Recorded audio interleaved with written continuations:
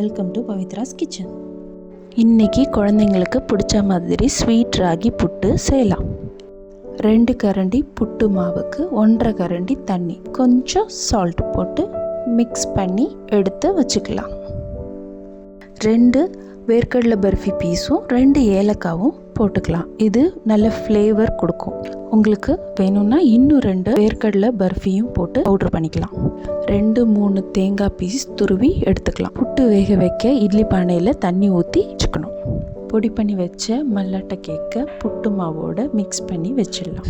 ஒரு கட்டி வெல்லத்தை பொடி பண்ணி வச்சுக்கணும். இட்லி தட்டில் தேங்காய் துருவல், மிக்ஸ் பண்ணி வச்சுருக்க புட்டு பொடி, அப்புறம் 1 ஸ்பூன் வெல்லம், திருப்பியும் கொஞ்சம் புட்டு பொடி, தேங்காய் துருவல், வெல்லம் போட்டுக்கலாம். இந்த மாதிரி லேயராக போடுறது மூலமாக சில சமயம் வெல்லம் வெளியே உருகி வரும். அந்த மாதிரிலாம் இல்லாமல் தேங்காய் வெல்லத்தோட டேஸ்ட்டு ஈக்குவலாக பேலன்ஸ்டாகி நமக்கு கிடைக்கும். என்னோடய இட்லி தட்டில் துணி போட்டு தான் வேக வைக்க முடியும், அதனால் நான் துணி போட்டு வேக வைக்கிறேன். உங்களோட இட்லி தட்டுக்கு எப்படி இருக்கோ அந்த மாதிரி நீங்கள் வச்சுக்கலாம். இதுக்கு பதிலாக வாழை இலை கூட வச்சுக்கலாம். இப்போல்லாம் கடைங்களில் நிறையா புட்டு மேக்கர் கிட்டு கிடைக்கிது.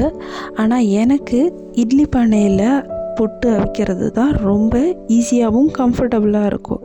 ஏன்னா அந்த கிட்டில் 2-3 வாட்டி செய்யணும். ஆனால் இட்லி பானையில் நான் ஒரே வாட்டி வச்சா போதும், ரெடி ஆகிடும். ப்ளஸ் எனக்கு இட்லி அவிக்கிற மாதிரியே தான் தெரியும். அந்த கிட்டில் செஞ்சால் ரொம்ப லாங் ப்ராசஸ் மாதிரி இருக்கும். அதனால தான் நான் அதிகமாக இட்லி பானையிலேயே செய்வோம். அவ்வளோதான், 5 மினிட்ஸில் புட்டு ரெடி ஆகிடுச்சு. இது அப்படியே இட்லி மாதிரியே கூட சர்வ் பண்ணலாம். இட்லி ஷேப்லேயே இருக்கும்.